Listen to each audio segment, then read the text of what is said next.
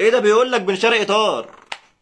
في الزمالك في الصيف ولا شتاء ولا اي حاجه، قاعد في قطر هناك بيفاضل بين عرضين، الشمال القطري والريان القطري. ومفيش زمالك. وزيزو زي ما انتوا عارفين في المطار على نيوم في السعوديه، قال لهم مع السلامه، باي باي كمبوره، انتوا ولا عندكم فلوس ولا عندكم بطولات، مع السلامه والقلب داعيلك. بس انا كان نفسي بن شرقي ده يجي. ده لعيب مبطل كوره ومش لاقي فريق يروحه، وبيستعبط على جماهير الزمالك اللي سر نكبته عشان تضغط على ادارتها. والله مبطل كان نفسي يجي، كنت هتشوفوا لعيب ناس الكوره اساسا. بس اهو حظ بقى، كان هيدفعوا دم قلبهم على الفاضي.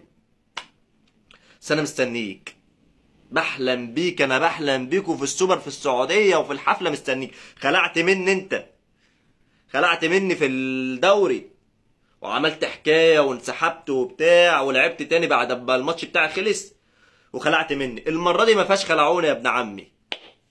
جايلي جايلي، تعالالي بقى بشيكا وشلبي ونيمار ودونجا وسامسون وناصر ماهر وعمر جابر تعالالي بالناس الطيبه دي.